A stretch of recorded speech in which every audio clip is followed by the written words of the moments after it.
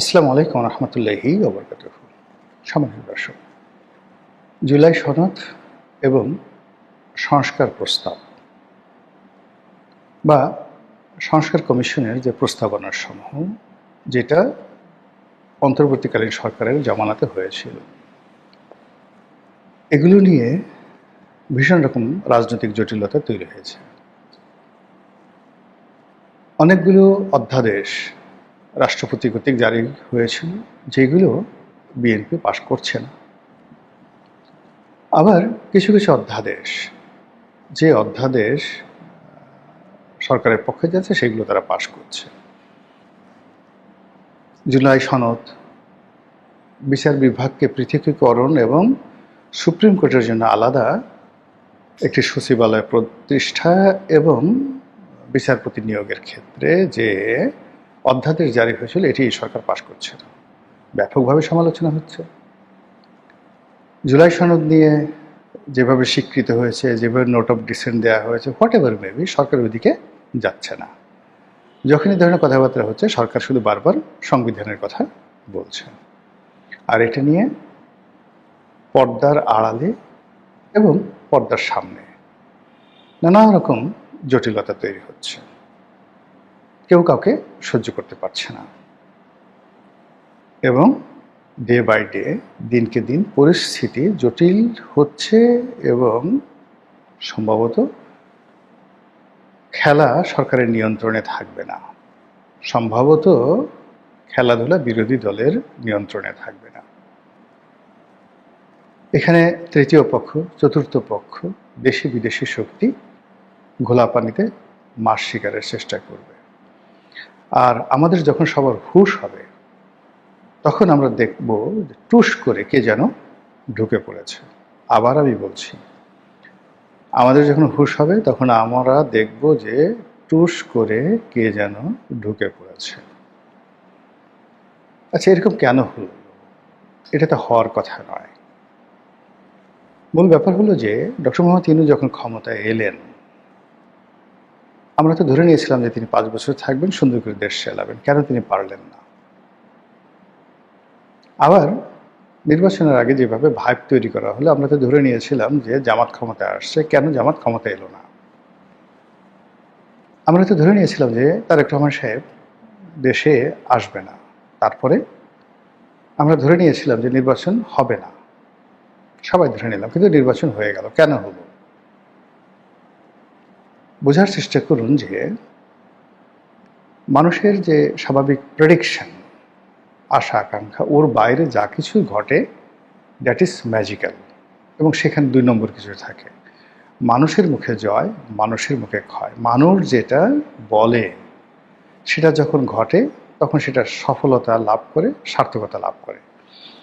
আর মানুষকে অবাক করে, মানুষকে চদু বানিয়ে, বেকুব বানিয়ে, আমরা আঞ্চলিক ভাষায় যেটাকে বলি ভোদাই, মানুষকে ভোদাই বানিয়ে যখন রাজনীতিতে, অর্থনীতিতে, সমাজে কোনো একটা ঘটনা ঘটে, যারা এর দ্বারা মানুষকে বেকুব বানায়, তারা খুব দ্রুত এমন বিপদে হয়ে যায়, তারা নিজেরাই তখন ভোদাই হয়ে যায়। কয়েকদিন পরে অনেকটা চোদনা হয়ে যায়। যেটা ঘটলো কি করে? অতীতে সবাই, এই যে যখন এরশাদ সাহেবের পতন হলো, এরশাদ সাহেবের পতন হলো তার একদিন আগেও দেখা গেল যে শাহ মুয়াজ্জেম সাহেব বিপুল বিক্রম নিয়ে বলছিলেন যে ক্ষমতা কি এরকম জিনিস যে এটা 0 পয়েন্টে হস্তান্তর করব। কিন্তু যখন ক্ষমতা হস্তান্তর হয়ে গেছে, তখন শাহ মুয়াজ্জেমের কাছে সেই খবর পৌঁছানোর আগেই ক্ষমতা হস্তান্তর হয়ে গেছে। বেগম জিয়ার খুব ঘনিষ্ঠজন কয়েকজন মানুষ আমাকে বলতেছিলেন যে ওনার একান্ত ঘনিষ্ঠজন একেবারে যখন ওনার পতন হবে 2006 সনে 1/11-এর সময়, তখন হারিস চৌধুরী থেকে শুরু করে আরও কয়েকজন যারা আছেন, তারা খুব দাপট দেখাচ্ছিলেন, আমাদের এটা আছে, ওটা আছে, আপনি ক্ষমতা হস্তান্তর করবেন না, ইত্যাদি ইত্যাদি ইত্যাদি ইত্যাদি। কিন্তু পরবর্তীতে যখন 1/11 ঘটে গেল, সবার আগে দেখা গেল যে ওই লোকগুলো নাই হয়ে গেছে। বেগম জিয়ার পাশ থেকে সবার আগে সেই লোকগুলো পালিয়ে গেছে। আর শেখ হাসিনার যখন পতন হলো, আপনি দেখেন তারা সবাই দুপুরের খাবার খাবে, খাবার রেডি, শাহী খাবার রেডি, গণভবনের সবাই খাবেন গরম গরম খাবার, একটু মুখে পানি দেওয়ার সুযোগ তাদের হয়নি, সেই খাবার বিপ্লবীরা গিয়ে খেয়ে ফেলল। এই অবস্থা আগামীতেও হবে, সবার জন্য হবে। কেন হবে? যদি রাজনীতির ব্যাকরণগুলো কেউ মান্য না করে। আমি একটা কথা খুব সহজ সরলভাবে বলেছিলাম যে লন্ডন বৈঠকে জনাব তারেক রহমান সাহেব এবং ডক্টর মোহাম্মদ ইউনূস তাদের মধ্যে একটা সমঝোতা হয়েছে। সেই সমঝোতার প্রেক্ষিতে বিএনপি ডক্টর মোহাম্মদ ইউনূসকে যথেষ্ট ছাড় দিয়েছে। যদি ইউনূস সাহেব বিএনপির সাথে বেইমানি করে তাহলে তিনি ক্ষমতায় থাকতে পারবেন না, তাকে অপমানিত লাঞ্ছিত হয়ে ক্ষমতা থেকে চলে যেতে হবে। সেকেন্ড থিং হলো, ইউনূস সাহেব যদি বিএনপির সাথে কৃত যে কমিটমেন্ট সেটা রক্ষা করেন, ক্ষমতা হস্তান্তর করেন, তাহলে বিএনপি ডক্টর মোহাম্মদ ইউনূসকে যে সকল আশ্বাস দিয়েছেন টু দি পয়েন্টে, কোনো রকম প্রশ্ন ছাড়া, কোনো রকম বাছবিচার ছাড়া এবং কোনো রকম নীতি নৈতিকতা ছাড়া যে কমিটমেন্ট দেওয়া হয়েছিল সেই কমিটমেন্টগুলো তাকে রক্ষা করতে হবে। আর সেই রক্ষা যদি না করা হয় তাহলে বিএনপির পতন হবে। এটা নির্বাচনের আগে কিন্তু আমি বলেছিলাম, নির্বাচনের আগে বলেছিলাম। এর কারণ হলো আপনি দেখেন আন্ডারওয়ার্ল্ডে এই যারা চোরা কারবারি করে, গডফাদারের যে ব্যবসা আছে, এই যে মারিও পুজোর যে গডফাদার বিখ্যাত সিনেমা হয়েছে, তারপর নভেল আছে, সেখানে গিয়ে দেখবেন যে গোপনে যে সমঝোতা হয়, যেটা সাক্ষী কেবল আল্লাহ থাকে, এবং ওখানে যেখানে বিশ্বাস থাকে, একজন আর একজনকে বিশ্বাস করে, ওই বিশ্বাসটা যদি কেউ ভঙ্গ করে ওখান থেকে আল্লাহ বরকত উঠায় নেয়। এটা প্রেমের ক্ষেত্রে প্রযোজ্য। কোনো নারী যদি তার পুরুষের সাথে, প্রেমিক পুরুষের সাথে বেইমানি করে, আজীবন তার রূপ চলে যাবে, যৌবন চলে যাবে, সে মানে মৃত কঙ্কালে পরিণত হয়ে যাবে।